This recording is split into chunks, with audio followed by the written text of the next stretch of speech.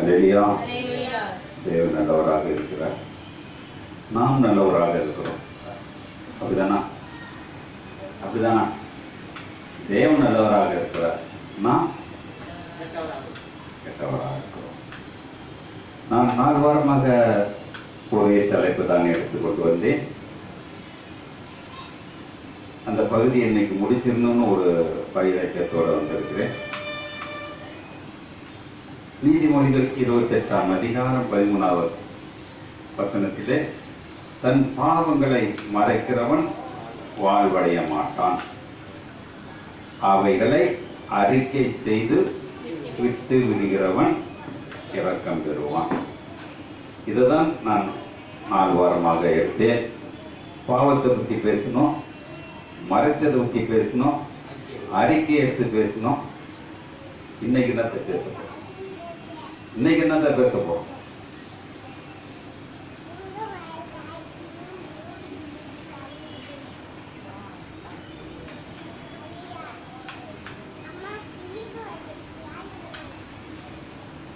இன்னைக்கு என்னத்தை பேச போறோம்?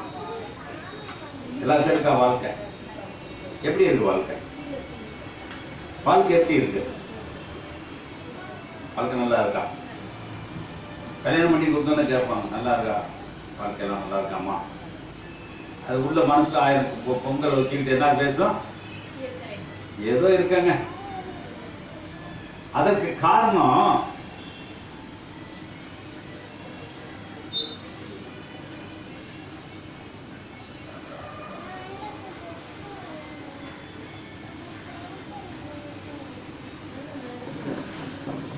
இப்ப புரியுதா? அந்த வாழ்க்கை ஏன் சரி இல்லாம இருக்குது? வாழக்கூடியத எது விடுறோமோ, அதான் சொல்றாரு, எது விடுறோமோ அப்ப கை பிடிச்சோம்னா சந்தோஷமா இருக்கும். இன்னைக்கு எப்படியாப்பட்ட திருமணத்தை பார்த்தாலும் கை கோத்துதான் திருமணத்தை, ஆசியா இருந்தாலும் டிசியா இருந்தாலும் ஓசியா இருந்தாலும் எதை வச்சு பண்றாங்க? காலை நாளையும் சேர்க்கிறது இல்ல. இந்த கைக்கு அவ்வளவு அம்சமா இருக்கு. அதனால்தான் பேதுரு ஒரு இடத்துல எழுதுவார், பேதுரு நிருபத்துல, அவர் கைக்குள். ஏங்க என்னைக்காச்சும் அந்த வார்த்தையை நம்ம சிந்திச்சிருப்போமா? படிச்சிருக்கலாம், 100 தடவை படிச்சிருக்கலாம். அவர் கைக்குள் ஏன் இருக்கணும்? அவர் கைக்குள் இருந்தா என்னுடைய வாழ்க்கை இரக்கமாக இருக்கும். எப்படி இருக்கும்? எங்க இருக்குன்னு தெரியலையா? படிச்சிட்டீங்களா? 1 பேதுரு 5ஆம் அதிகாரம் 6வது வசனம் பாருங்க.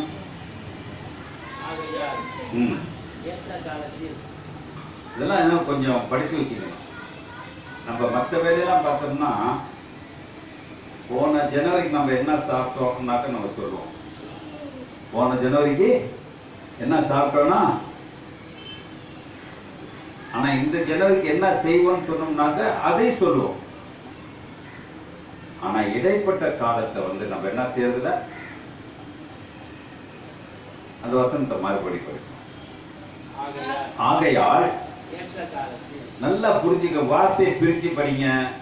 கொஞ்ச நாள் ஆனாலும் பரவாயில்ல, இது ஒரு 10 வருஷம் படிச்சீங்கனாலும் உங்களுக்கு புரியும். ஆகையால், எது ஆகையால்? நான் பாவத்தை மறைத்திருக்கிற ஆகையால்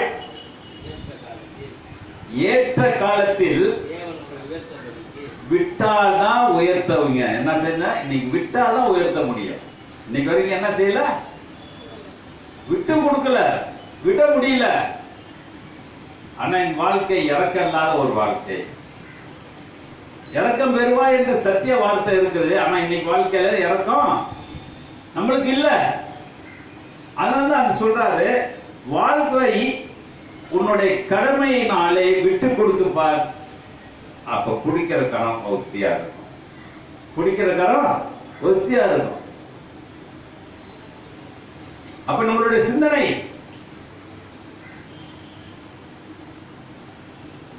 தம்பி பாட்டு பாடுற கூட தாவீது வம்சத்திலே. தாவீது எப்ப மன்னிச்சாருங்க? மன்னிச்சது தெரியுமா? மன்னிச்சது தெரியுமா? தாவீதை மன்னிச்சாராம். நான் ஏற்கனவே சொல்லியிருக்கேன். உன் வீட்டுல ஓப்பனாக வெளியே சைடிப்பார்கள் உன் சந்ததியே. அந்த மன்னிப்பு எப்ப வந்தது சொன்னாரு? தாவீது ஊர்ல இயேசு பிறந்தாரு. அப்ப தாவீது ஊர்ல ஏன் இயேசு பிறந்தாரு? அப்ப எம்மானுவேல் எங்க பிறந்தாரு? ஒரு கேள்வி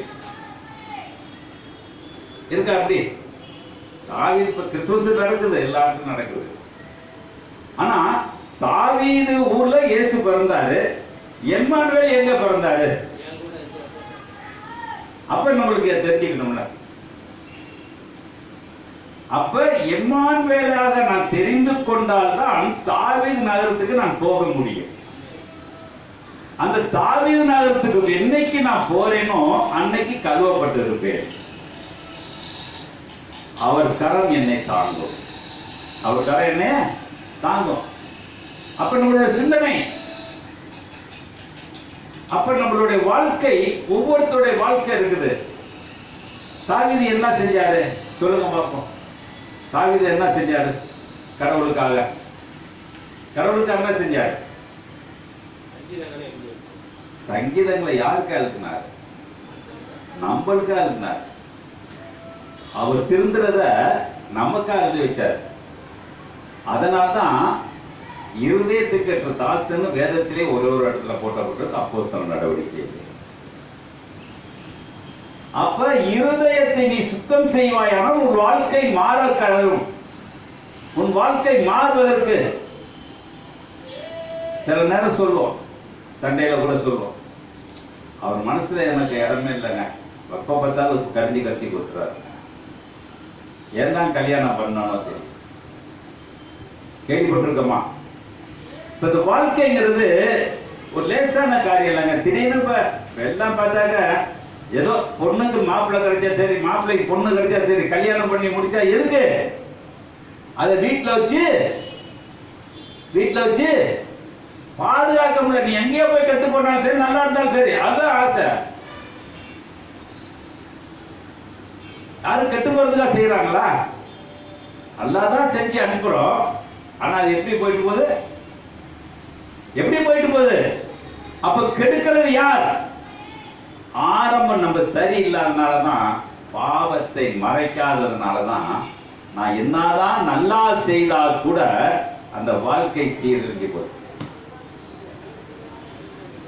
அப்ப அது சீரழியாமல் இருக்க வேண்டும். என் பாவத்தை மறைக்காமல் ஓப்பனா அறிக்கை செய்த எந்த குடும்பமோ அது இன்னைக்கு எழுதி வச்சுக் கொள்ளலாம். ஒரு குடும்பம் இருக்குமா? இன்னைக்கு ஆட்சியில எல்லாம் பார்த்தீங்கன்னா திரு குடும்பம்னு போடுறாங்க. ஏன் ஒரு அசிஸ்டர் போடலாம், எல்லாம் போடலாம்ல. ஏன் திரு குடும்பம்? ஏன் திரு குடும்பம்? அப்ப ஒரு நம்மளுக்கு தெரிஞ்சு கொள்ளக்கூடிய ஒரே காரியம், என்னுடைய வாழ்க்கை எப்படி இருக்கிறது. இப்ப இந்த வாழ்க்கையை நான் யாருக்காக வைத்திருக்கிறேன்? ஒன்று,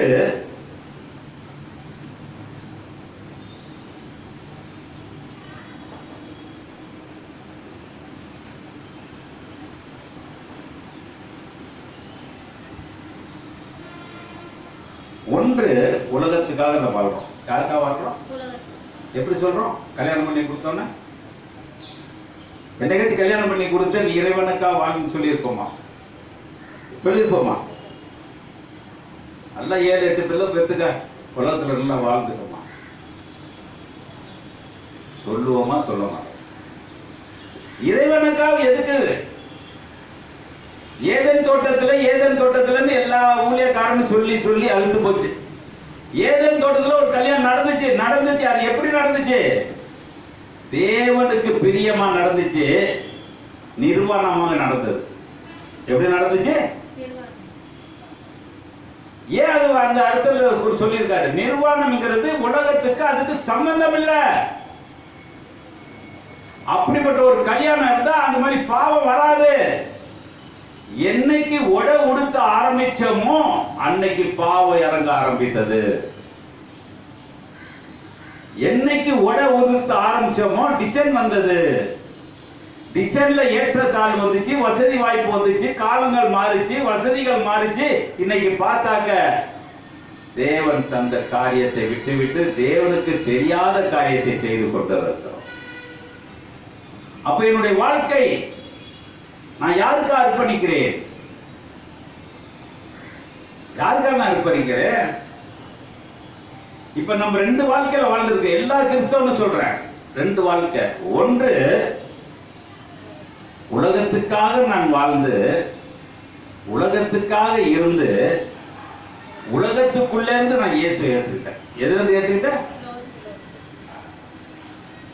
இயேசு நான் முழுசா ஏத்துக்கல. ஆனாதான் நான் தம்பி படிச்சார், ஏற்ற காலத்திலே அவர் கைக்குள் அடங்கியிருங்க. அப்ப ஏற்ற காலம் எது? நீ என்னைக்கு வாழ்க்கையை மறந்து அவருடைய வாழ்க்கையில போறியோ அப்பதான். இயேசு இந்த இடத்துல இருந்தாரா இல்லையா? பூமியில இருந்தாரா? அந்த இருந்தார். யார் கையில இருந்தாரு? யார் கையில இருந்தாரு தெரியுமா? யார் கையில இருந்தாரு? யார் கையில இருந்து? எல்லா விசனுமே பிதாவை நோக்கியே இருந்துச்சு. அப்ப அவர் அவ்வளத்தையும் அவர் அர்ப்பணிச்ச ஒவ்வொரு நிமிஷமும் ஒவ்வொரு நல்லது கெட்டது எது செய்தாலும் தேவனுடைய பார்வைக்கு போயிட்டே இருந்துச்சு. ஆனா இன்னைக்கு நம்ம செய்யறது தேவனுடைய பார்வைக்கு எவ்வளவு பேருக்கு? தேவனுடைய பார்வைக்கு எவ்வளவு பேருக்கு? மனுஷனை நம்பிதான் நம்ம வாழ்ந்து கொண்டு இருக்கிறோம். மனுஷனுக்கு தான் செஞ்சிட்டு இருக்கோம். ஆனா தேவனுக்கு செய்ய முடியல. அப்ப தேவனுக்கு செய்யக்கூடிய காரியம் என்ன? மனுஷனுக்கு செய்யக்கூடிய காரியம் என்ன? அப்ப என்னுடைய வாழ்க்கை, அப்ப சிலவங்க சொல்லுவாங்க, நானே நிறைய நேரம் சொன்னேன், என் மகளுக்கு நான் கல்யாணம் பண்ண மாட்டேன் எல்லாம் சொன்னேன். எல்லாருமே ஒரு யோசனை பண்ணணும். ஏன்னா உலகத்தை சார்ந்து ஒரு பெண்ணோ ஒரு ஆணோ கை கோர்த்து விட்டால் அவர்கள் உலகத்துக்குரியவர்கள். ஓகே, உலகத்தை சார்ந்து நான் ஒரு ஆம்பளையோ ஒரு பொம்பளையோ கைப்பிடித்து விட்டேன் நானாக்க, ஆனா நான் கைப்பிடிக்காம நான் உலகத்துல தனியா இருந்தேன்னா யாரோ ஒரு கையை நான் பிடிக்க போறேன். அது சஸ்பென்ஸ். யாரோ ஒரு கைய, அப்ப பிடிக்கக்கூடிய கை யாருக்கு தெரியும்? அவர் ஒருத்தருக்கு தான் தெரியும். அப்ப நம்மளுடைய சிந்தனை. அப்ப இயேசு கிறிஸ்து தன்னுடைய கையை யார்கிட்ட ஒப்பு கொடுத்தாரு? பிதாட்ட ஒப்பு கொடுத்தாரு. அதனால அவருடைய வாழ்க்கை இன்னைக்கு எவனாலும் வாழ முடியல. இன்னைக்கு வாழ முடியல. இன்னைக்கு பணக்காரனாலும் வாழ்ந்து காட்டுட்டு இருக்கான், ஏழையாவது வாழ்ந்துருக்கான். மண்ணுக்கு தான் போறான், விண்ணுக்கு போற. இன்னைக்கு விண்ணுக்கு போனவன் எவனும் இல்லைன்னு வேதம் தெளிவாக சொல்லுகிறது. அப்ப நம்மளுடைய சிந்தனைகள், அப்ப வாழ்க்கைகள் மாற வேண்டுமானால் அப்ப எப்படி இருக்கும்? அப்ப எப்படிங்க இருக்கும்? மார்க் 5ஆம் அதிகாரத்திலே ஒரு 2000 பிசாசு உள்ள ஒரு மனுஷனை பார்த்தோம். மார்க் 5ஆம் அதிகாரத்துல பார்த்தோமா? அவனுக்கு கல்யாணம் ஆயிடுச்சா இல்லையா? மார்க் 5ஆம் அதிகாரத்தை எடுத்து படிங்களா?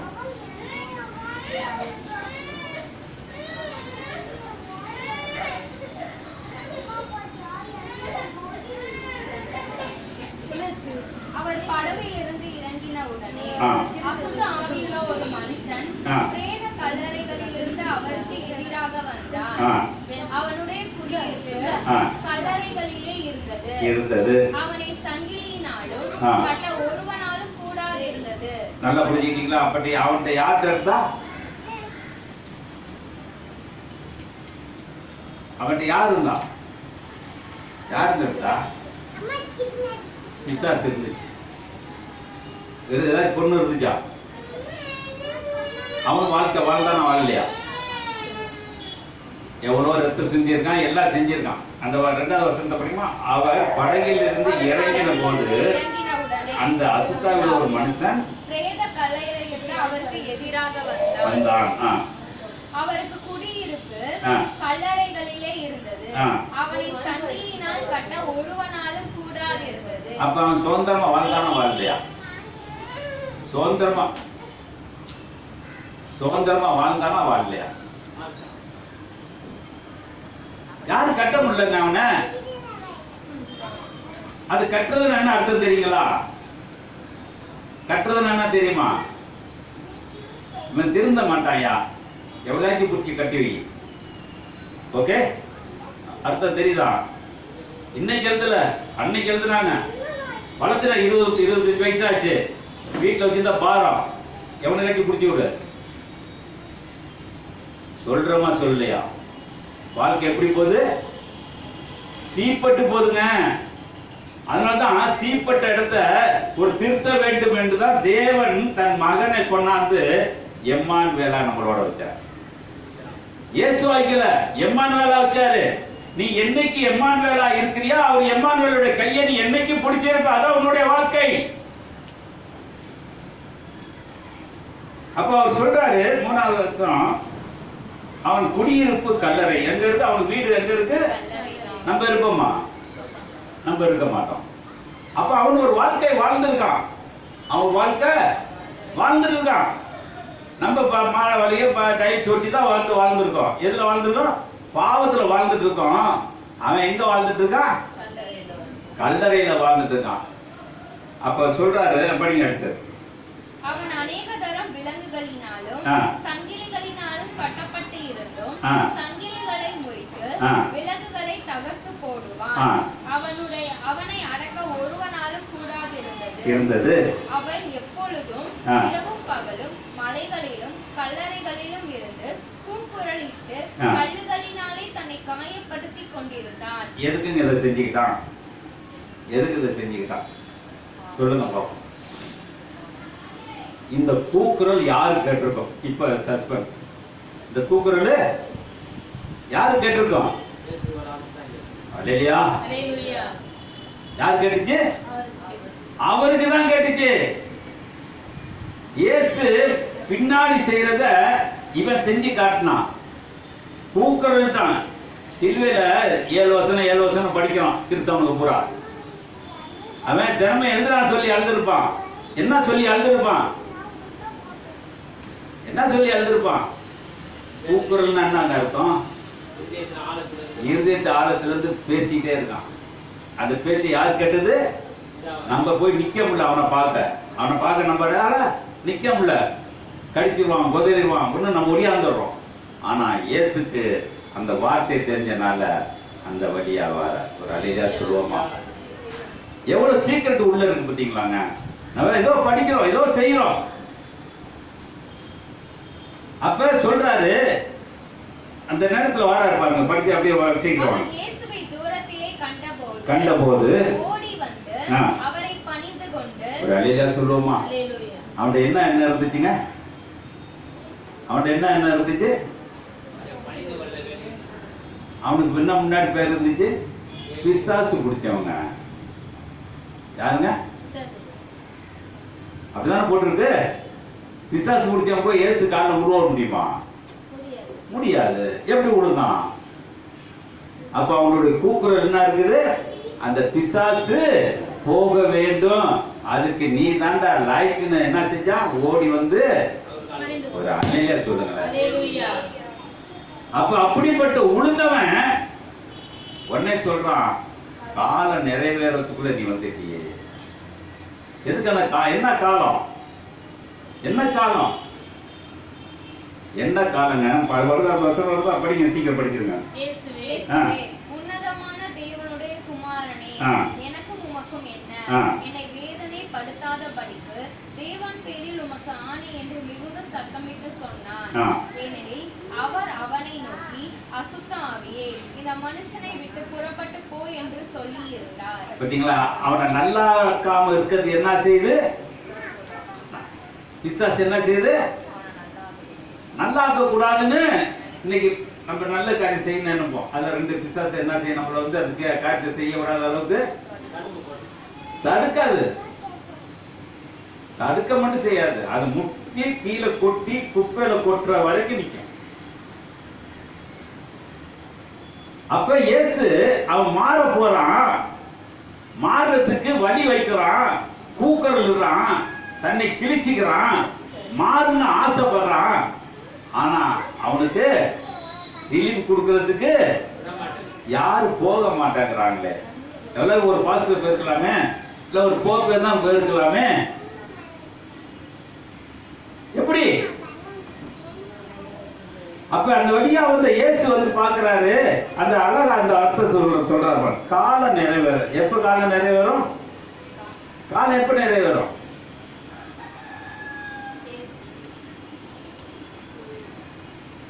உனக்கு 8 படிச்சோம்னா நேரம். சரி, லூக்கா 11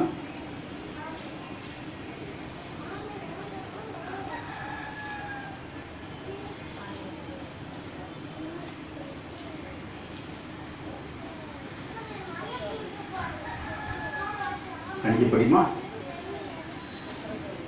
பின்பு அவர் அவளை நோக்கி, உங்களில் ஒருவன் தனக்கு சிநேகிதனாய் இருக்கிறவனிடத்தில் பாதி ராத்திரியிலே போய், சிநேகிதனே, சிநேகிதன் ஒருவன் வழிப்பிரியமாய் என்னிடத்தில் வந்திருக்கிறான், அவன் முன் வைக்கிறதற்கு என்னிடத்தில் ஒன்றுமில்லை, நீ 3 அப்பங்களை எனக்கு கடனாக தர வேண்டும் என்று கேட்டுக்கொண்டான். வீட்டிற்குள் இருக்கிறவன் பிரதி உத்தரமாக, என்னை தொந்தரவு செய்யாதே, கதவு பூட்டியாயிற்று, என் பிள்ளைகள் என்னோடு கூட படுத்திருக்கிறார்கள், நான் எழுந்திருந்து உனக்கு தரக்கூடாது என்று சொன்னான். சொல்லுவோமா? இது எவ்வளவு அன்பு இருக்கு பாத்தீங்களா? எவ்வளவு அன்பு இருக்கு. நம்ம செய்வோமா? அப்ப தேவன் எல்லாத்துக்கும் ஒரு கொக்கி போட்டு வச்சிருக்காரு. அவனுக்கு உதவி செய்யணும் ஆசை இருக்குது. யாரு போய் முன்னுக்கு வந்து செய்ய முடியாத ஒரு காரணமா இருக்குது. அப்ப பாக்குறாரு இயேசு, நேரடியா போறாரு. 5வது வசனம் 8வது வசனம், ஏனெனில் அவனை நோக்கி, அசுத்த ஆவியே இந்த மனுஷனை விட்டு புறப்பட்டு போ என்று சொல்லியது. அப்பொழுது அவர் அவனை நோக்கி, அசுத்த ஆவியே இந்த மனுஷனை விட்டு புறப்பட்டு போ என்று சொல்லியிருந்தார். அப்பொழுது அவர் அவனை நோக்கி, பெயர் என்னவென்று கேட்டார். நாங்கள் அநேகராய் இருக்கிறபடியால் என் பெயர் லேகியான் என்றான். இப்ப யாரு கல்யாணம் பண்ணியிருக்காங்க? நம்ம வீட்டுல வர்றதெல்லாம் அப்படி இருக்கு. சண்டையில என்ன பேசுவோம்?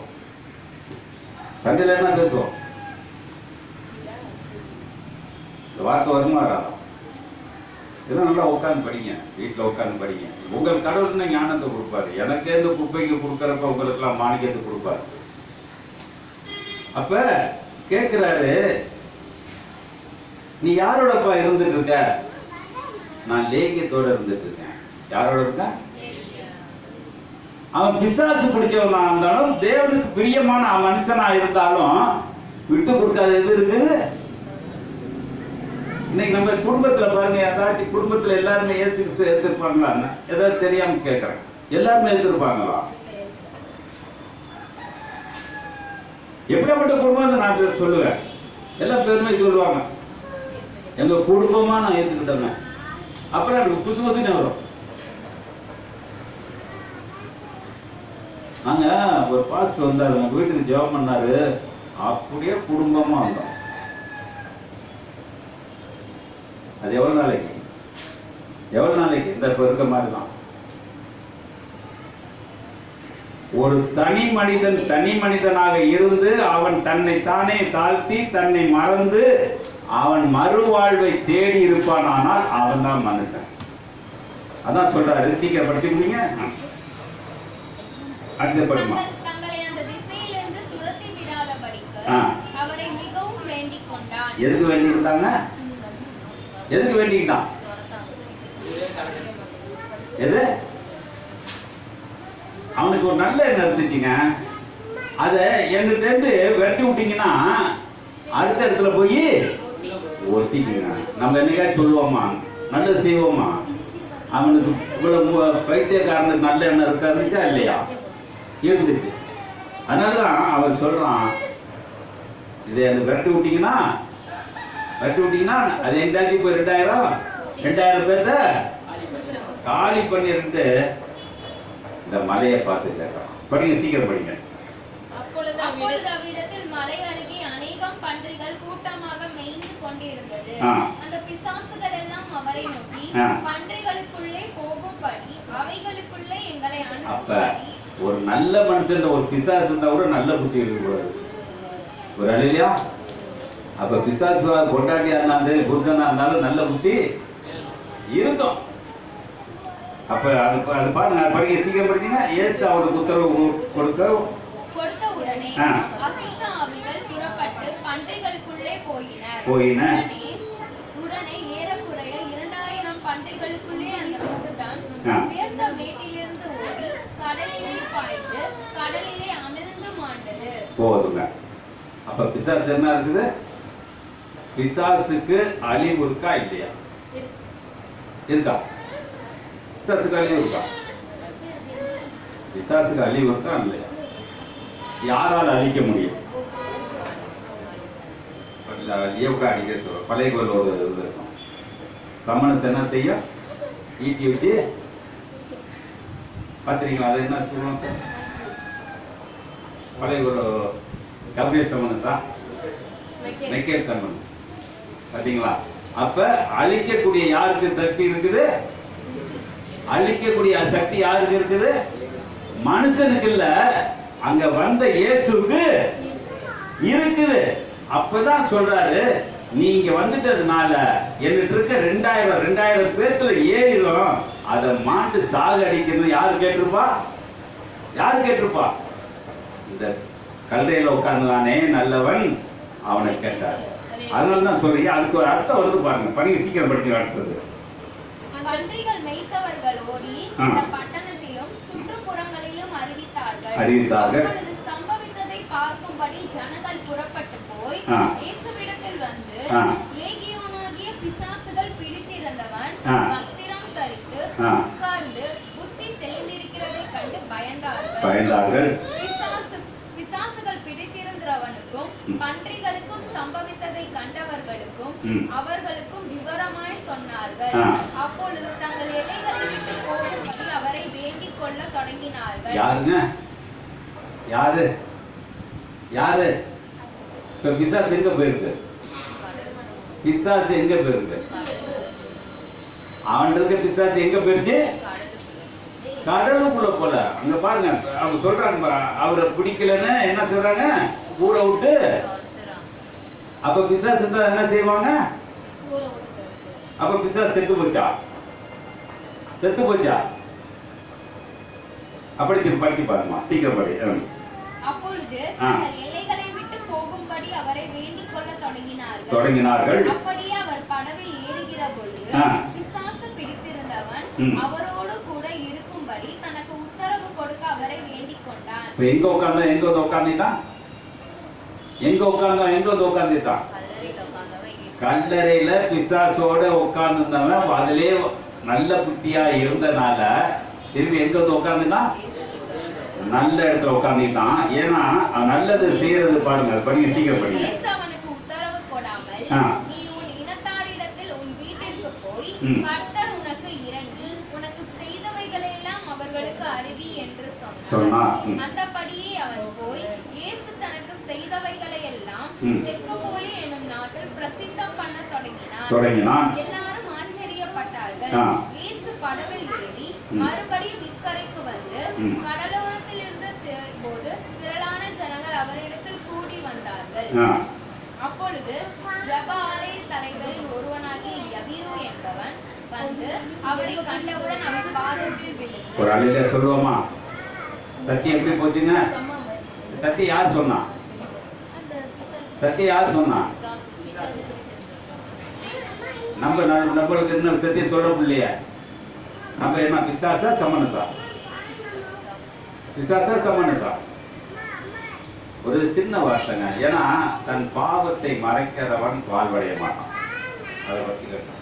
என் வாழ்க்கை வீணா போறதுக்கு காரணம் ஏதோ ஒரு பாவம் செஞ்சிட்டு இருக்கேன், ஏதோ பாவத்தை நினைச்சிட்டு இருக்கேன், ஏதோ ஒரு பாவத்துக்குள்ள உள்ள போறேன். அந்த பாவத்தை நான் என்னைக்கு மறைக்கிறேனோ வாழ்வு. அதை என்னைக்கு நான் அறிக்கை செய்து விடுகிறேனோ எனக்கு வாழ்க்கையில ஒரு இறக்கம் கிடைக்கும். வாழ்க்கையில எனக்கு ஒரு இறக்கம் கிடைக்கும். அந்த இறக்கம் எப்ப கிடைக்கும்? இந்த 2000 பன்னி என்னைக்கு வெளியே போச்சோ, 2000 பன்னி வெளியே போனோம்னா அந்த 2000 பன்னி சொல்லுது, இயேசுவை பார்த்து சொல்லுது, நீ இந்த ஊருக்கு வராத, இங்க நீ இருக்காத என்று சொன்ன ஜனங்களை அந்த ஒரு பன்னிய 2 பன்னிய சுமந்த ஒருத்தன் சொல்றான், கதையை சொல்லி வரும் பொழுது அத்தனை பேர்த்தையும் மனம் மாத்தினான். ஒரு அழிலா சொல்லுவோமா? இன்னைக்கு நம்ம எத்தனை பேருங்க மனம் மாத்திருக்கோம்? ஒரு சபையில போய் உட்கார்ந்து பாருங்க, எல்லாரும் ஒத்துமையா இருப்பாங்கன்னு நினைக்கிறீங்களா? ஒத்துமையா இருக்கவே மாட்டாங்க, இருக்க முடியாது. ஏன்னா எங்க இறைவன் இருக்கிறாரோ அங்க பிசாசு அவசியம் இருக்கும். எங்க இறைவன் இருக்காரோ அங்க பிசாசு இருக்கு. எதுக்கு எதுக்கு எதுக்குங்க இருக்குது? அவன் இந்த பூமிக்குரியவனா இருக்கனால இந்த பூமியில எதை கெடுக்கணும்னு நினைக்கிறானோ அது கெடுக்கிறது எங்க நிக்கணும்?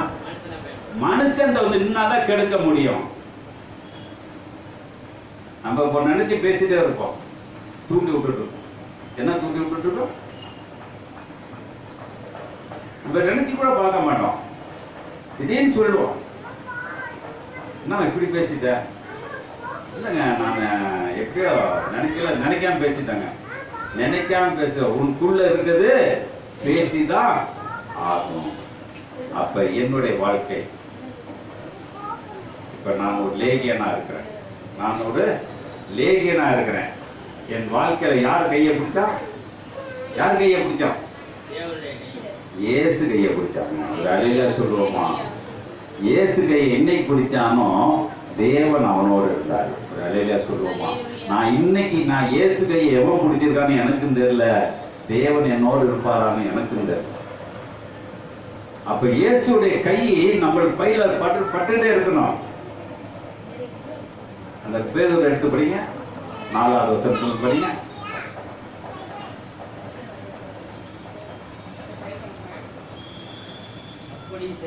அப்படி செய்தால் வெளிப்படும் போது என்னங்க செய்வாங்க? மண்ணப்பட்ட கிரீடம் அப்படி இருக்கும். வாடிட்டு இருக்கு, நம்மளுக்கு கிரீடம் கொடுத்துருக்காரு, வாடிட்டு இருக்கு. எப்ப அது நல்லா ஆகும்? படிங்க, சீக்கிரம் படிங்க.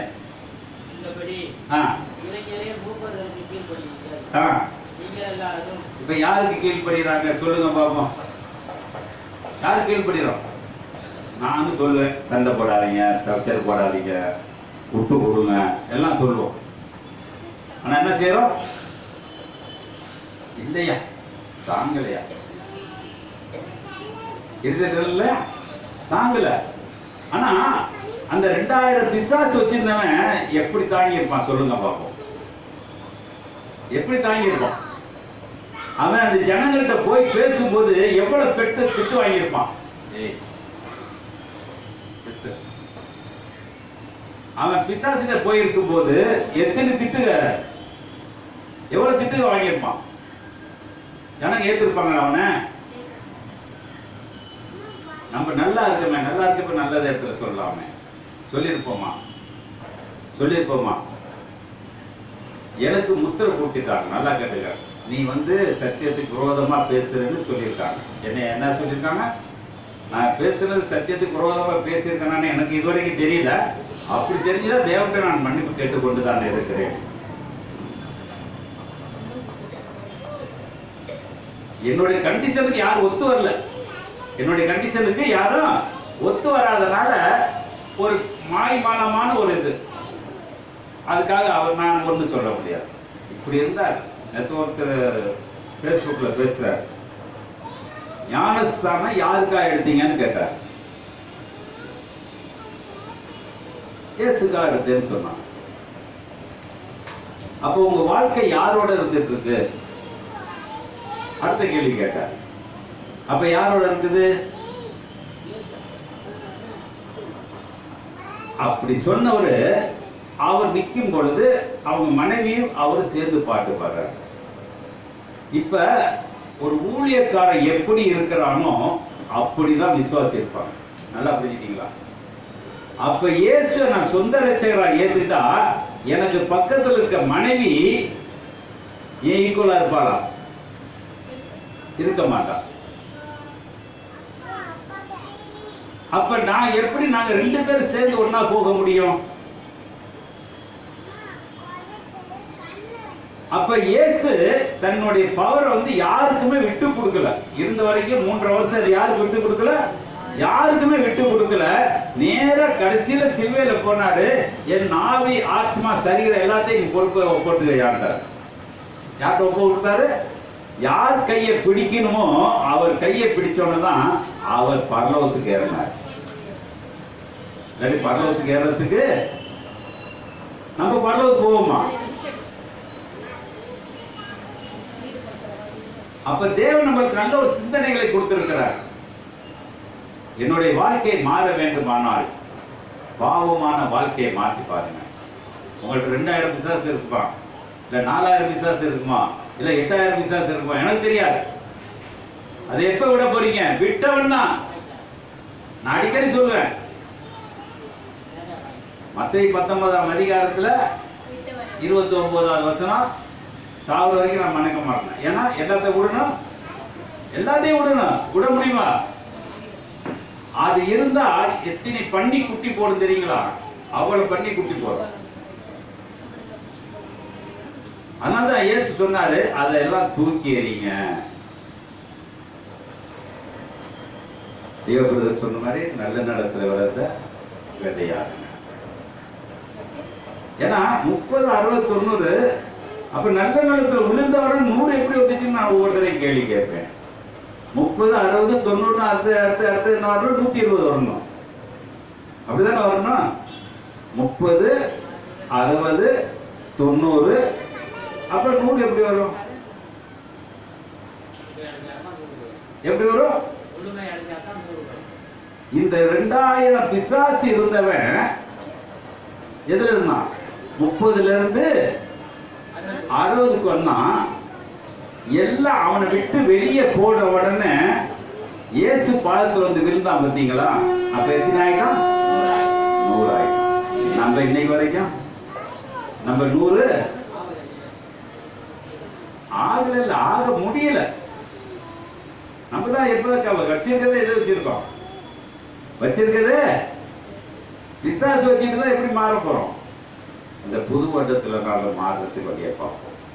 புது வருடத்துல எப்படி இருந்தாலும் ஒரு பொண்டாட்டி ஒரு கேள்வி கேட்கலன்னா தூக்கம் வராது.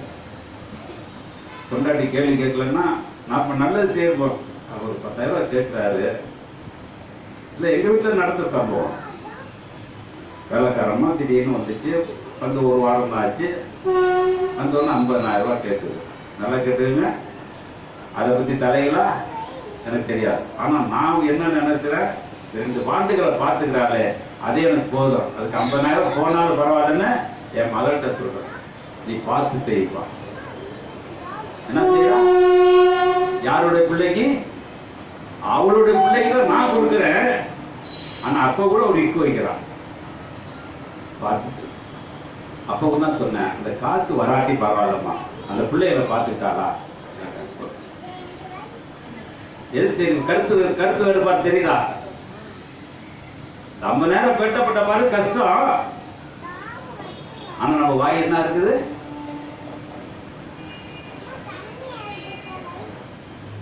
இப்படிதான் நம்ம இயேசு எப்படி ஏத்துக்க முடியும்? இயேசு ஏத்துக்க என்ன செய்ய முடியும்?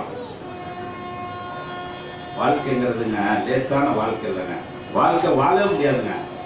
இவ்வளவு வாழ்றோம்னா ஏதோ வாழ்ந்துட்டு இருக்கோம், உழைக்கிறோம், சாப்பிடுறோம், போறோம், வாரம் எப்படி இருந்துட்டு இருக்கோம். ஆனா வாழ்க்கை என்பது பெரிய கஷ்டங்க.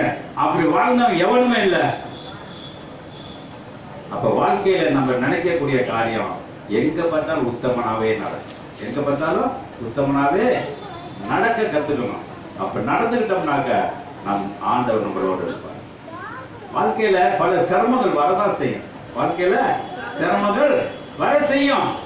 அதை எப்படி தவிர்க்கணும்? அப்ப அந்த படங்களை முடிச்சிட்டீங்களாமா? 5ஆம் அதிகாரத்திலே 23வது வசனம் பாருங்க.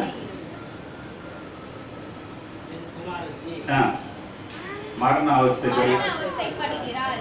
அவள் ஆரோக்கியம் அடையும்படிக்கு நீர் வந்து அவன் மேல் உமது கையை வையும், அப்பொழுது பிழைப்பாள் என்று அவரை மிகவும் வேண்டிக் கொண்டான். அவர் அவனோடு கூட போனார். திரளான ஜனங்கள் அவருக்கு பின் சென்று அவரை நெருங்கினார்கள். இப்ப குமாரத்தி பேசுறா. அடுத்த வசனத்துல அவனோட யாரோட போறாங்க? யாரோட போறா? அந்த லேகிய பிசாசு பிடிச்சிருந்தான் பார்த்தீங்களா? அவனோட போய் பாருங்க, படிங்கம்மா. அப்பொழுது 12 வருஷமாய் பெரும்பாலும் ஒரு ஸ்திரீ இல்லம்மா, அந்த 24 படிமா. அவனோடு கூட போய் திரளான ஜனங்கள் அவருக்கு பின் சென்று அவர் நெருக்கினார்கள். எப்ப நெருக்கினாங்க? எப்ப நெருக்கினாங்க?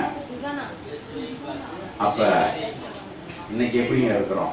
இன்னைக்கு நம்மளோட வாழ்க்கை எப்படி இருக்குது?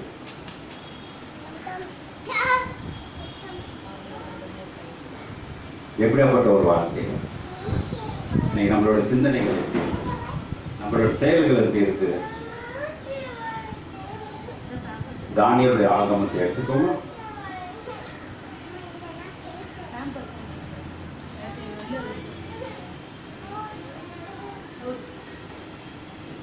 தானியேலுடைய ஆகமத்திலே 3வது வசனத்தை எடுத்து படிங்க.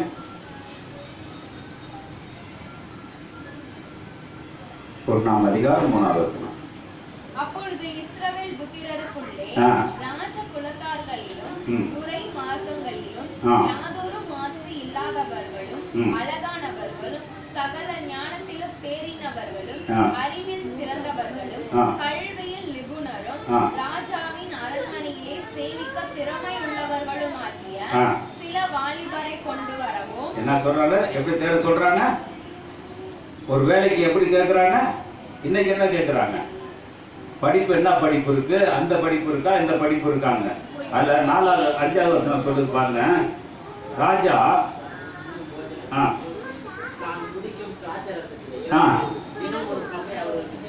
நியமித்து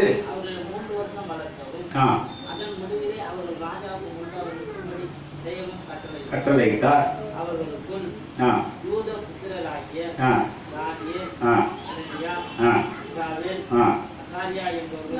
இருந்தார்கள். படிங்க.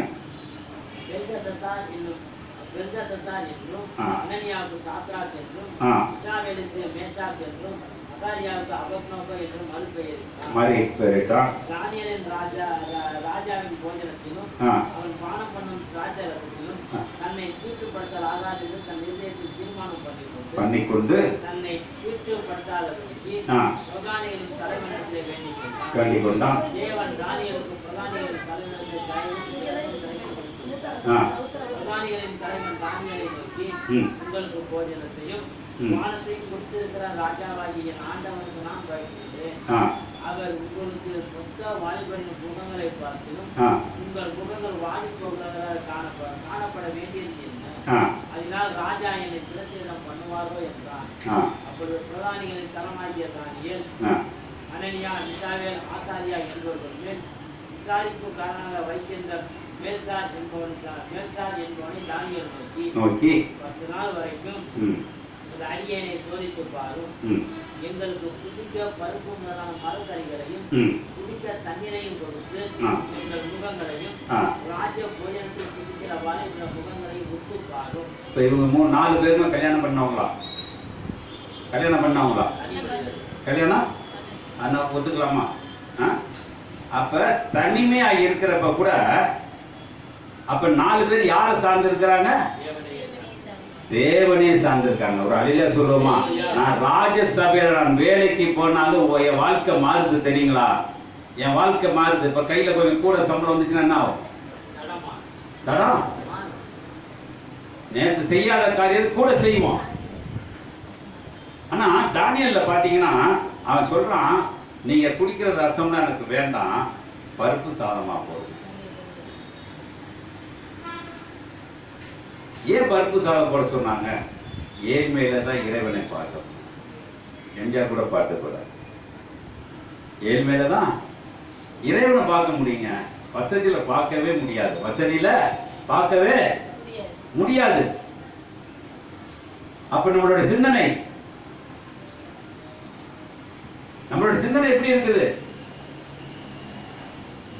அப்ப நம்ம ஒரு கொஞ்சம் வசதி வந்தோம்னா என்ன செய்வோம்? நேற்று 1 கிலோ கறி எடுத்துருப்போம், இன்னைக்கு 2 கிலோ.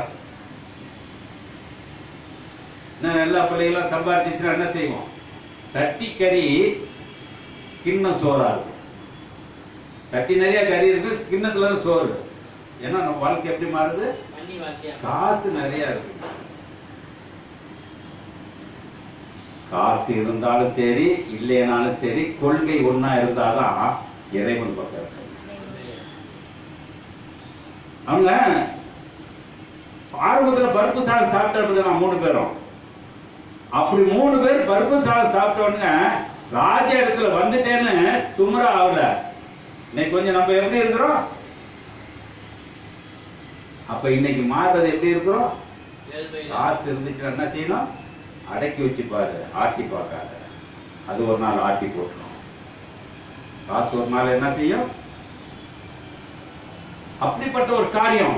அப்ப காரியத்தை பார்க்கும் பொழுதுதான் அந்த 10 நாள் கழிச்சு பார்க்கறாங்க. அவன் 14 படிமா இயேசு இந்த காரியத்தை அவர்களுக்கு செவி கொடுத்து 10 நாளானாலும் அவர்களை சோதித்து பார்த்தார். 10 நாள் சென்ற பின்பு ராஜா போஜனத்தை புசித்து எல்லா வாலிபரை பார்க்கிலும் அவர்கள் முகம் கரையுள்ளதாயும் சரீர புஷ்டியுள்ளதாயும் காணப்பட்டது. ஒரு அல்லேலூயா சொல்லுவோமா? எப்படி இருந்தாங்க? ஒரே நிலையா இருந்தா மூஞ்சி பிசாசா இருக்குமா? ஏசுவாரு. நம்ம மூஞ்சி ஒவ்வொரு நேரத்துக்கு மாத்திக்கும். புருஷக்காரன் ஒன்று சொன்ன பண்ண மூஞ்சியை பார்த்தாலும் எப்படி வந்துடும்? அனிமல் பேர், ஏதோ ஒரு அனிமல் பேர் சொல்லலாம். ஆனா இன்னைக்கு கடவுள் நம்மளுக்கு கொடுத்துருக்கார். என்ன கொடுத்துருக்கார்? ஒரு வாழ்க்கையை கொடுத்துருக்கார். அந்த வாழ்க்கையை யாரு கொடுத்துருக்கா? ஏன் இவ்வளவு தூரம் சொல்றேன் தெரியுங்களா? நான் போன தடவை கூட சொன்னேன், ஞானஸ்தானம் எடுத்து திருமணம். நேற்று அந்த பாஸ்டர் சொல்றாரு, நீங்க எதுக்காக ஞானஸ்தானம் எடுத்து? ஒரு பொம்பளை ஏன் சொல்லுது, நான் திருமணத்துக்காக எடுத்தேன். ஆகுது ஓப்பரா சொல்லிச்சு. எனக்கு ரொம்ப சந்தோஷப்பட்டேன். ஞானஸ்தானம் எதுக்கு எடுத்துச்சா? இன்னைக்கு மக்கள் மத்தியில சரியான சத்தியங்கள் போகவில்லை. சத்தியங்கள் சரியா போகாதனால சாட்சியா சொல்றதுக்கு ஒருத்தன் இல்லை.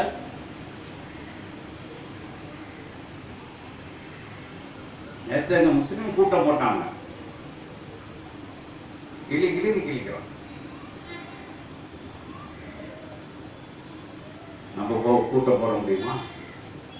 கூட்டம் போட முடியுமா? எல்லாரும் பேசுற ஒரே மாதிரி தாங்க பேசுனாங்க. ஆனா நம்ம மட்டும் எப்படி இருக்கோம்?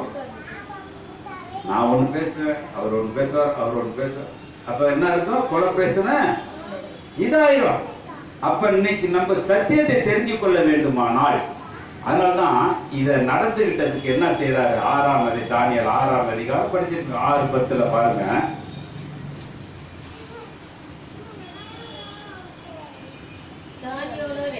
தானியேலோ வென்றால் அறிந்த போதிலும் வீட்டுக்குள்ளே போய் மேல் அறையிலே நேராக திறந்திருக்க அங்கேதான்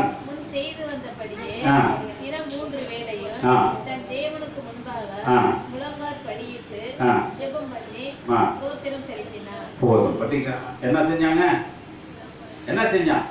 பத்திரத்துல கை வச்சது, கையெழுத்திட்டது யாருக்கு தெரியும்? தானியேலுக்கு நல்லா தெரியும்.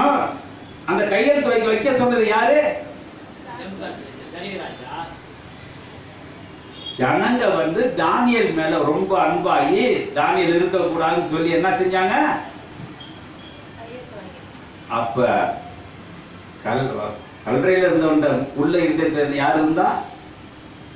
யார் இருந்தா? இயேசு இருந்தது யாருக்கு தெரியல. இங்க தானியேல்ட்ட இயேசு இருந்தது தெரியுமா? பிதா இருந்தது தெரியுமா? தெரியாது. அவ்வளவு கையெழுத்து வச்சிருந்த போதிலும் எனக்கு நடக்க போற காரியம் தானியேலுக்கு நல்லாவே தெரியும். சிங்கத்துக்குள்ள போட்டாங்க என்ன விட்டுருமா? கூடாது. அவனுக்கு தெரியுமா தெரியாதா? அப்ப தெரிஞ்சிருந்தோம் அவன் எப்படி இருந்தானோ, அதான் சொல்ல வரேன், எப்படி இருந்தானோ சாகுற வரைக்கும் அப்படியே இருக்கணும். ஒரு கிறிஸ்தவ எப்படி இருக்கணும்? துவக்கமும் முடிவும் சரியா இருக்கணும். நடுப்புற வாழ்க்கையில மாறுறதுங்கிறது அது வாழ்க்கை அல்ல, அது கேடுகட்ட வாழ்க்கை. அப்ப தானியேல் அது சொன்ன உடனே அது நடந்து முடிஞ்சிச்சு. நடந்து முடிஞ்ச உடனே 25வது வசனம் சொல்றாரு, பின்பு ராஜா தேசமெங்கும் குடியிருக்கிற எல்லா ஜனங்களுக்கும் ஜாதியாருக்கும் பாஷைக்காரருக்கும் எழுதினது என்னவென்றால், உங்களுக்கு சமாதானம் பெருக கடவது. என் ராஜ்யத்தின் ஆளுகைகளுக்குள் எங்கும் உள்ளவர்கள் யாவரும் தானியேலின் தேவனுக்கு முன்பாக நடுங்கி பயப்பட வேண்டும் என்று என்னாலே தீர்மானம் பண்ணப்படுகிறது. அவர் ஜீவனுள்ள தேவன், அவர் என்றென்றைக்கும் நிலைத்திருக்கிறவர். அவருடைய ராஜ்யம் அழியாதது, அவருடைய கர்த்தத்துவம் முடிவு பரியந்தம் வரை நிற்கும். எப்படிங்க ஆச்சு சத்தியம்? யாரால சத்தியம் வந்துச்சு? யாரால சத்தியம் வந்துச்சு? இருதயத்துக்குள்ள இருந்த தேவன் வெளிப்படையா வர பொழுது சத்தியம் எப்படி சொல்றோம்? இதாங்க வாழ்க்கை. நம்ம வாழ்க்கை யாருக்கா வாழணும்? நான் இன்னைக்கு ஞானஸ்தானம் எடுத்துட்டேன்னா என் வாழ்க்கை எங்க போகணும்? என் வாழ்க்கை யார்கிட்ட போகணும்? குடும்பத்துக்குள்ள போகக்கூடாது, புள்ள குட்டிகளை பெற்றுட்டு இருக்க கூடாது. நான் இயேசுக்காக நான் ஞானஸ்தானம் எடுத்திருப்பேன்னா நான் இயேசுக்காக பதில் பேசிட்டே இருக்கணும். கேட்டாங்க ஏதன் தோட்டத்தில் கொடுத்தாரு, காதன் தோட்டத்தில் கொடுத்தாரு. நவ ஏதன் தோட்டத்தில் இருந்தவர் வந்தவர் வழியா வந்தவர் தான் இயேசு கிறிஸ்து. தம்பி சொன்ன மாதிரி தாவீது உள்ள பிறந்தாரு, மரியாதை வயிற்றுல பிறந்தாரு, எல்லாம் சரி. ஆனா அவர் ஞானஸ்தானம் எடுத்தோன்னு எப்படி இருந்தாரு? ஏறக்குறைய 30 வயசு. ஞானஸ்தானம் எடுத்தப்ப 30 வயசு. நம்மளுக்கு 30 வயசுன்னா என்ன செய்வோம்? ஊரா தேடுவோம், பறையா அடைப்போம், மேட்டு மணியா கேட்போம், நல்ல பொண்ணா பாருங்க, நல்ல மாப்பிள்ளையா பாருங்க, நல்லா இருக்கிறோம். ஏன்னா அவர் இருந்தா இந்த மேல நம்மளுக்கு பாரம், சாப்பாடு பாரம் இல்ல. என்ன பாரம் சொல்லுங்க பாப்போம்? என்ன பாரம்? வழி தவறி வாழ்க்கை மாறிடுமோ? அதுக்கு ஆயப்ப எப்படி இருந்திருக்கணும்? முன்மாதிரியா இருந்தாக்க வழி தப்பி போவாங்களாம். மரியாள் கரெக்டா இருந்ததுனாலதான் இயேசு கிறிஸ்து என்ன செஞ்சாங்க? இருதயத்திலே வச்சுட்டு இருந்தாங்க. அப்ப இருதயத்திலே இருந்ததுனாலதான் அந்த பிள்ளையை கடைசி வரைக்கும் என்ன செஞ்சாங்க? தேவன் ஒப்படைச்சாங்க. இல்ல என் பிள்ளைன்னு என்னைக்காச்சும் சொல்லி இருந்தாக்க எவ்வளவு சம்பவம் பெருசா இருக்கு தெரியுங்களா? அதனால தேவன் எதையுமே அளந்து செய்வார். அதனால என்னுடைய வாழ்க்கை நான் யாரை கைப்பிடிக்கிறேன்? இப்போ ஊழியர்லாம் கூப்பிட்டு பார்த்தீங்கன்னா கல்யாணத்தில் பார்த்தாக்க அந்த கையை சேர்த்து வைப்பாங்க. அது சேர்த்து வச்சோடனே அன்னைக்கு தான் நேற்று ஒரு காமெடி போட்டான். ஒரு டாக்டர் பேசுகிறான், நல்லா இந்த கல்யாணம் என்ன கல்யாணம் போட்டு ஒரு டாக்டர், உங்களுக்கு முக்கியமான ஒரு காரியத்தை நான் சொல்லிக்கிறேன் என்று சொன்னேன். என்ன மாப்பிள்ளை ஒரே ஒரு வார்த்தை சொல்லுவார், தெரியுங்களான்னு. எனக்கு அப்போ புரியல. நான் இதை ராத்திரி 12 மணிக்கு பார்க்குறேன், பைபிள் பார்க்குறேன்னாலே இதை பார்த்தேன். அப்போ சொல்கிறாரு, எல்லாம் முடிஞ்சு போச்சு. அந்த ஐயர் சொல்லுவார், பொண்ணை கூட்டிட்டு வாங்க, நல்ல நேரம் முடிய போகுது. நல்லா கேட்டுக்கிட்டீங்களா? வார்த்தை என்ன சொன்னாரு? நல்ல நேரம் முடிய போகுது. யாருக்கு? ஒரு அல்லையா சொல்லுங்க. வந்தோன்னு என்ன வரும்? கெட்ட நேரம் வந்தோம். ஆனா உழுந்து நான் சிரிச்சேன். எத்தனை 12 மணி. ஆனா தேவன் நம்மளுக்கு நல்ல நேரத்தை கொடுத்திருக்காரு, அந்த காலத்தை கொடுத்திருக்காரு. காலம் வருவதற்கு முன்ன என்னை தொந்தரப்படுத்த வந்தியா? இல்ல, தொந்தரப்படுத்த வரல, உன்னை மீட்க வந்திருக்கேன். எப்ப மீட்க வந்திருக்கேன்? நீ உன்னைக்குள்ள போட்டு நீ டெய்லி பாடுபடுற காரியத்தை நான் பார்த்து கொண்டு இருந்தேன். அது அந்த வழியா வந்தேன். இந்த பண்டிகளை வெட்ட பிறகு நீ ஒரு மனுஷனா ஆன, அந்த ஊருக்கு ஒரு வெளிச்சமான. நான் என்னைக்கு மாறப்போறேன்?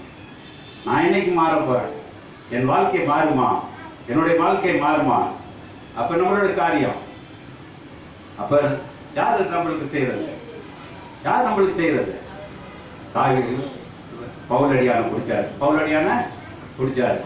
அவர் முன்னாடி எப்படி இருந்தாரு தெரியாது, முன்னாடி இருந்தது அவ்வளவா போடல. ஆனால் நல்ல ஹைஃபையாக இருந்தார், படித்தவர், பணக்காரர், எல்லாம் நிறைய காரியம் சொல்கிறாங்க. அவர் எப்படிங்க மாறினார்? அவர் எப்படி மாறினார்? பிலிப்பில் போட்டிருக்காரு அவருடைய வாழ்க்கையை. பிலிப்பில் எழுதினாரு. பிலிப்பை சீக்கிரம் எடுங்க. பிலிப்பு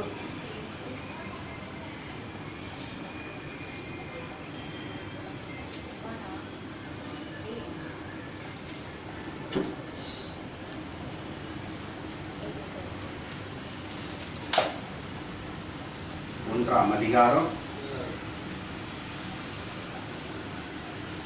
20 படிமா. நான் ஒன்றிலும் வெட்கப்பட்டு போகாமல் எப்பொழுதும் இப்பொழுதும் மிகுந்த தைரியம். என்ன வச்சுங்க, ஒரு ஞானஸ்தானம் எடுத்தவனுக்கு என்ன வேணும்? தைரியம். நம்மளுக்கு இருக்கா? நம்மளுக்கு இருக்கா? நம்மளுக்கு இருக்கா தைரியம்? தைரியம் நம்மளுக்கு இருக்கா? 2008 கொஞ்சம் மாறிக்காங்க, 25 மேல. ஏன்னா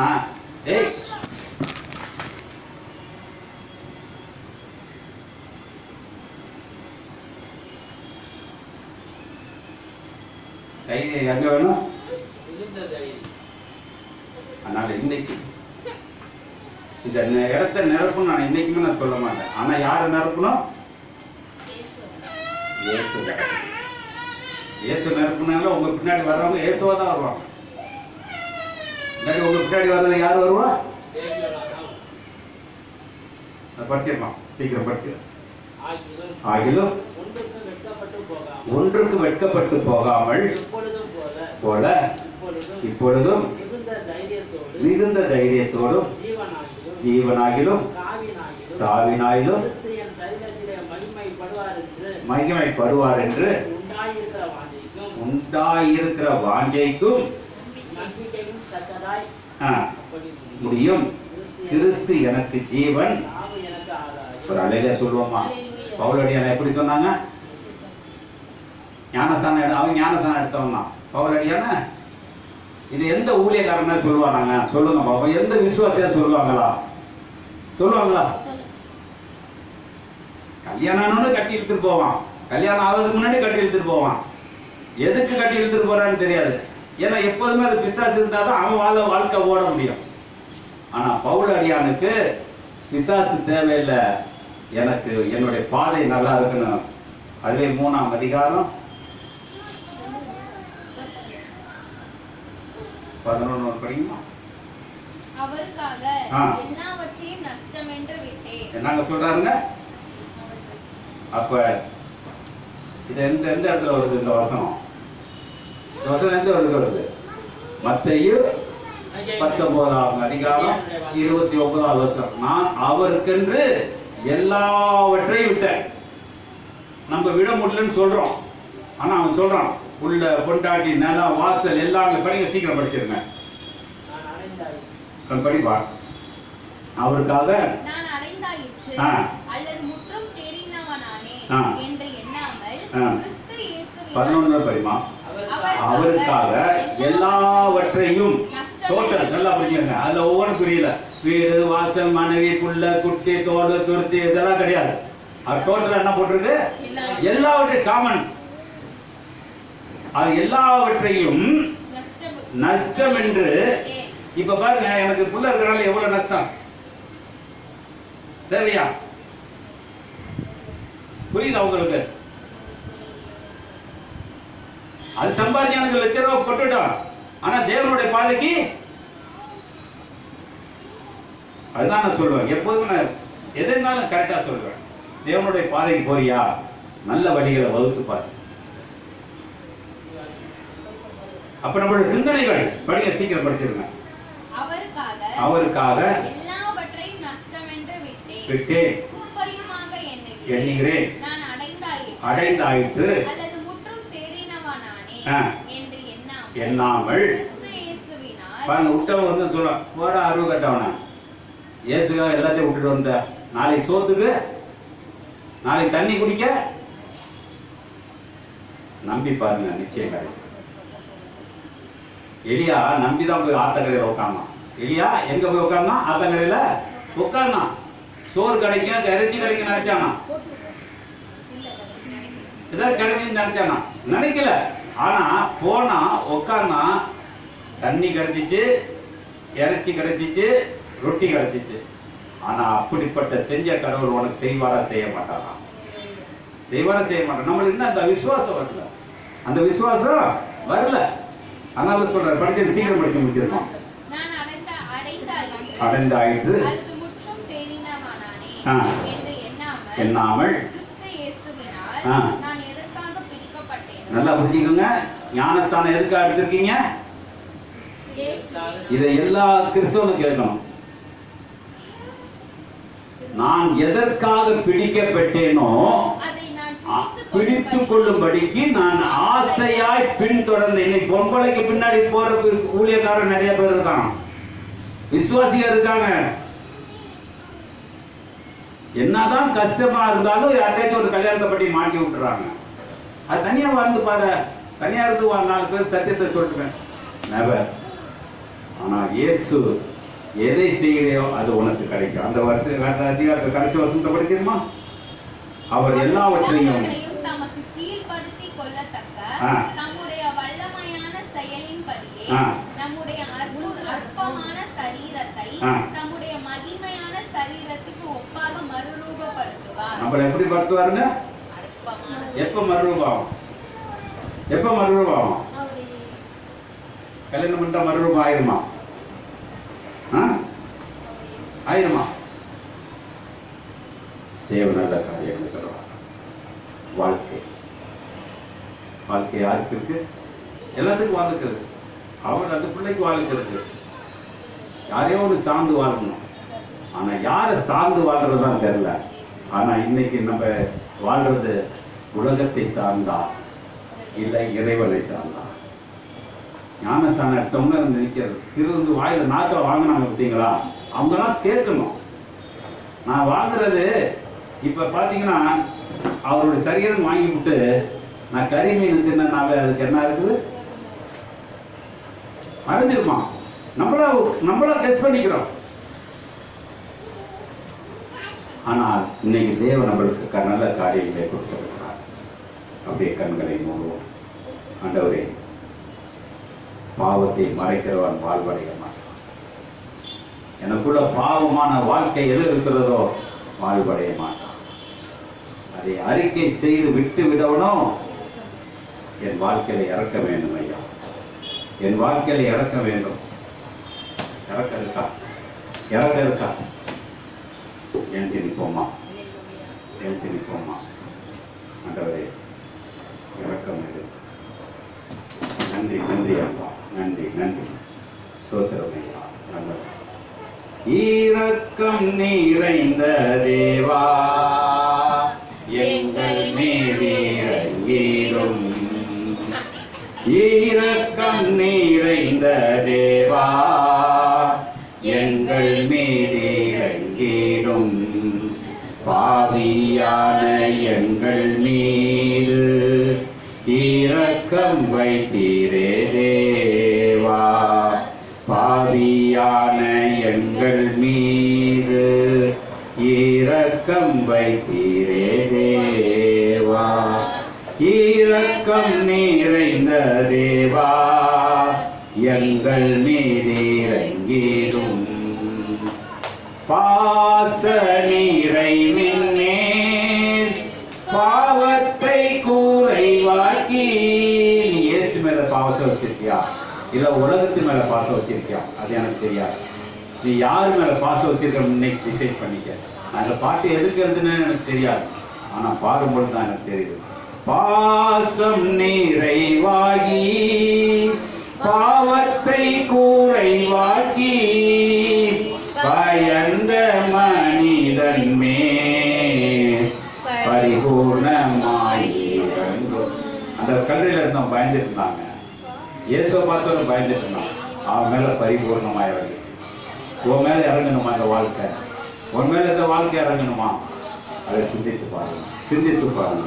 பாச நிறைவின் மேல் பாவத்தை கூரைவாக்கி பயந்த மனிதன் மேல் பரிபூர்ணமாயிரங்கும். பயந்த மனிதன் மேல் பரிபூர்ணமாயிரங்கும். இரக்கம் நிறைந்த தேவா எங்கள் நீரிறங்கிடும். இரக்கம் நிறைந்த தேவா எங்கள் நீரிறங்கிடும். உள்ளம் ஆகி உன் உள்ளத்தை கொடுத்தீரே. உள்ளம் நிறைவா. இன்னைக்கு உள்ள நிறைவா போவீங்களா? இன்னைக்கு உள்ள நிறைவா போவீங்களா? முன்னாடி நினைச்சிட்டு பாருங்க, எனக்கு உள்ள நிறைவு வேணும் ஐயா, நீ மட்டும் என்னோடு இருக்க வேண்டும் அப்படி சொல்லுவியா? உள்ளம் நிறைவாகி உன் உள்ளத்தை கொடுத்தீரே. உன்னையே எனக்கு தந்து உள்ளத்தில் இறங்கி. உன்னையே எனக்கு தந்து உள்ளத்தில் இறங்கி. இரக்கம் நிறைந்த தேவா எங்கள் நீரிறங்கிடும். இரக்கம் நிறைந்த தேவா எங்கள் நீரிறங்கிடும். நன்றி அப்பா, நன்றி நன்றி. இரக்கத்தை மீது பொழிந்ததற்காக நன்றியோடு நாங்கள் புதித்தாண்டவர் ஆராதித்தாண்டவர் எங்கள் வாழ்க்கை மாற முடியாத ஆண்டவரே. அப்பா எங்கள் ஒவ்வொருவரையும் ஆண்டவரே வாழ்க்கையிலிருந்து ஆண்டவரே அப்பா ஒரு எடுத்துக்காட்டாக எங்களுக்கு ஒரு இறைவாக்கினரை தந்தவரே மக்கள் நன்றி ஆண்டவரே. அப்பா தன் வாழ்க்கை எப்படி இருக்க வேண்டும் என்று யாரெல்லாம் மனமாற்றத்தை அடைந்தார்கள் என்று ஆண்டவரே இந்த லேவியின் அப்பா 2000 விசுவாசம் படித்தவன் ஆண்டவரே மாறப்பட்டது போல் ஆண்டவரே டானியோடு இருந்தவர்கள் மாறப்பட்டது போல நாங்கள் மாறும்படியாக தெய்வமே. அப்பா அந்த பவுலடியார் மாறினது போல நாங்கள் மாறும்படியாக தெய்வமே. அப்பா இறைவாக்கினர் அனைவரும் ஆண்டவரே துன்பப்பட்டு துயரப்பட்டு ஒரு வாழ்க்கையில் ஆண்டவரே என் வாழ்க்கை எப்படி இருந்து நான் மாற வேண்டும் என்று தன் வாழ்க்கையை அர்ப்பணித்தது போல நாங்களே எங்கள் வாழ்க்கையை அர்ப்பணித்த ஆண்டவரே திருக்கரத்தில் நாங்கள் ஒவ்வொரு நாள் வருவதற்காக இரக்கமுள்ள தெய்வமையா அவன் இரக்கத்தினால் எங்களை வழிநடத்துவதற்காக நன்றி கர்த்தாவே. அப்பா அந்த இரக்கம் முழுவதும் ஆண்டவரே இது பொழிந்த ஆண்டவரே. அப்பா இரக்கத்தை நாங்கள் பொழிந்த ஆண்டவரே. அப்பா உங்கள் செம்மையான ஒரு வாழ்க்கையை நாங்கள் வாழ்வதற்காக எங்களையே நாங்கள் அர்ப்பணித்து ஆண்டவரே ஒரு திருக்கரத்தில் நாங்கள் ஒப்புக் கொடுக்கிறோம் ஐயா. வழிநடத்துங்க, பொறுப்படுத்த கொடுங்க. இயேசுவுடைய நாமத்தில் ஜெபிக்கிறோம் நல்ல பிதாவே. என் ஆத்துமாவே கர்த்தரை ஸ்தோத்திரி, என் முழுமுள்ளமே பரிசுத்த நாமத்தை ஸ்தோத்திரி. என் ஆத்துமாவே கர்த்தரை ஸ்தோத்திரி, கர்த்தர் செய்த சகல உபகாரம் மறவாதே. ஆமென். ஹல்லேலூயா, ஹல்லேலூயா, ஹல்லேலூயா.